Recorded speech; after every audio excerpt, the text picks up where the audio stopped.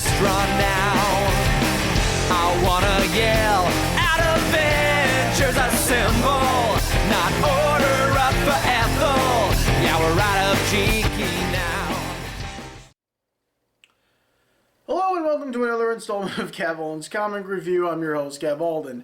I apologize for not having a video last week. I did do a video. It's just that I upload my videos through my Blip channel and then have them transferred over through Blip onto my YouTube channel. Most people probably know this, who use Blip and everything. The sadly thing is, Blip allows you to have much time as you want to do your videos. And the other video I did last week was a little long. I kind of, before I did the video, did a video before that, sort of expressing my thoughts and opinions and my heartfelt wishes out to everyone involved with the incident in Colorado that happened some time ago. Basically, like I said, YouTube has this thing where I guess I have to keep my videos under a certain per limit. I'm still trying to figure out a lot because recently now YouTube's allowing me to upload any kind of cover image I have on for my videos. I guess I have to earn my right to upload as long as a video as I want now because I don't know. There's still a lot. I'm still learning about the partnerships and stuff with YouTube and what they allow you and don't allow.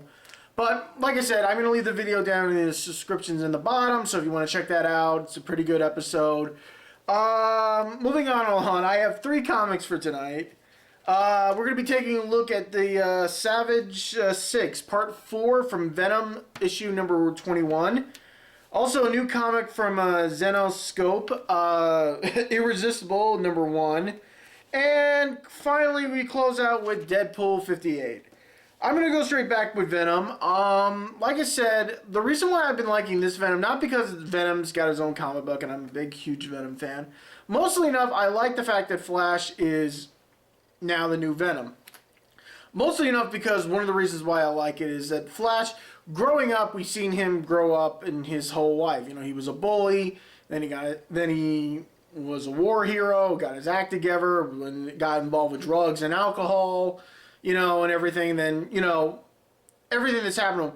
One of the things that Flash has always wanted was to be a superhero. That's why he's always admired Spider-Man as a hero, because he's always admired him, you know, despite the fact that at that time, he never knew who Spider-Man really was, because he probably shit himself if he did. The thing is that now that Flash has proven himself to be a hero, he's learning the hard ways of all the choices and sacrifices that he's going to have to be making since putting on the Venom symbiote and becoming this new Venom and working with other superheroes. He's learning the hard way that basically every choice has a reaction. And his choices as of lately have led to a kind of a downward spiral that's almost pushed him over the edge to the point of going back to doing certain things over again. But also sacrificing and learning the hard way that, you know, that being a hero is not all it's cracked up to be. He's always admired being a hero for all the fame and glory, but he's never had to deal with the harder choices. And that's why I like this Venom saga. I probably mentioned that a millions of times before. And this was a really good issue, and I'm kind of waiting to see what happens. Plus, establishing villains for Venom to fight was also a good thing, too, like the Jack-O-Lantern. Moving on to the new comic from Zenescope. They're the same guys who brought us the Fly comic book. I don't know if you guys remember that one. It's been a very good read from what I've been looking at. This one is a new story called Irresistible. Basically, what happens if you're a down-on-your-luck loser who can't get a lucky break and can't find a girl? But what happens if somehow all of a sudden every woman you come across, basically is throwing themselves at you? This is the story that involves with Alan, the character here, who's basically, you know, got dumped by his previous girlfriend, and now he's in that stage where he's going through the breakup stage, and the sobbing, and the crying, and, you know, everything that a guy would go through once, you know, being dumped by his girlfriend. Basically, somehow, by a stroke of luck, Alan saves an old gypsy woman, and she rewards him by somehow making him irresistible to women. So now, somehow Alan's wish to somehow finally, have women falling at his feet might actually come back to bite him on this one. And basically the cover is I would say a little explicit, mostly enough that I think there's like an issue, like every girl and every hot girl that's in this comic is running around in her underwear pretty much. So it may not be for kids unless, they don't show any nudity or anything like that, but it's a little raunchy, so it may not be for kids. We'll see how the rest of this comic goes. From the issue from Zenescope, what they've done with the Fly issue, it's been pretty good. So, moving on. I was a little scared to read this one. Deadpool number 58. Alright. I'm glad that old characters are coming back, but there's one old character I'm still a little confused about coming back.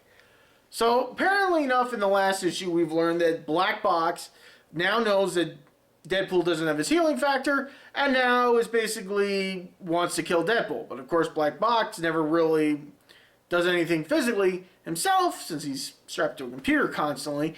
Basically, he's hiring all of Deadpool's foes that may have a grudge against him, and having them go after Wade. Apparently, the first on the list that Black Box decided to hire was the Black Swan. Now, this is the part that kind of confuses me. Black Swan is dead. Or I believe is dead, because here's the thing. One, I actually like the Agent X comics, because this was a while back. This was back in, episode... We first got the appearance of Black Swan back in the original Deadpool comic, and back in issue 62, I believe. Basically, after that, the whole thing where Deadpool was being told that he was going to be killed by Black Swan, and then we got the Agent X where, for a few issues we had him running around, and so on and so forth. Now, I haven't completed the Agent X series, but I do know what happens. Basically, Swan's alive. He somehow copied Wade's healing factor, while also transferring a little bit of his ability on to his former protege, who is now Alex, Agent X, and so forth, switching thing. It basically powers got screwed up, switched around, and such.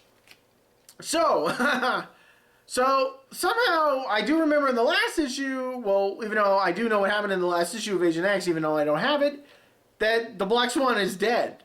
He's dead. They basically paraded his corpse around amusement parks. That's how I know he's dead. So, how, for some reason, is he alive?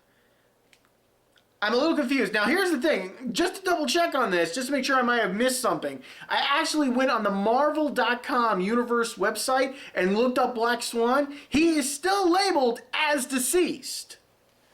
So, unless... I don't know. I just don't know. The only thing I can think of is that Daniel Wade did not remember that Black Swan is dead, or didn't read the Agent X comics, and he's back. So, basically, moving on, that's my biggest gripe with the comic, that Black Swan is back. Or, well, he's gonna die again, eventually. But now, moving on, now, I get the fact that this is the whole thing. Wade's trying to get his healing factor back, while every guy who's had a problem with Wade is trying to kill him now that they can. That's the basic storyline, the point, and I don't know how far this is gonna go. I got a really bad feeling when issue 63 comes along, because this is 58, and we've got only about 5 more issues to go. Yeah, sorry that took so long. I have to really do math in my head really hard. So I don't know. I will say this. I did like the artistry. It was done, especially with all the facial expressions done. The artistry done by Savine Espen. I hope I'm pronouncing that right. I apologize. Especially with all the facial expressions with Wade without his mask, because all the very cartoony and stuff like that. I kind of like that. That's kind of bringing back old Deadpool. But yeah, I'm a little worried. I was very concerned about why Black Swan was back after he's supposed to be dead. So basically, next issue. Next issue should be very good, I'm hoping, because it's probably going to gonna get some revenge off of a villain who I've actually wanted to see come back and try to take revenge on Deadpool, Black Tom Cassidy. We all know him. Basically from one of my other favorites Deadpool story arcs, when if we all remember that one. Name really escapes me, but I think we all remember that one. So that's it for today.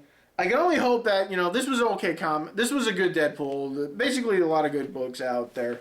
We'll see what next week holds. Deadpool versus the Marvel Universe, I think, comes out August 15th. So that's in 2 weeks. If I'm correct. If I am correct, that's in 2 weeks. So we'll see how that goes. So that's basically it. Hopefully we'll hold up, see what's up. I think X-Men versus the Avengers, I've already probably did that one already last week. That's in the last week's video. I'm probably getting ahead of myself, so I'm just going to cut out today. Guys, I hope you guys enjoy this. Enjoy the books. See, I can't even talk right now. I'm drawing a blank, so I'm just going to go. All right, bye.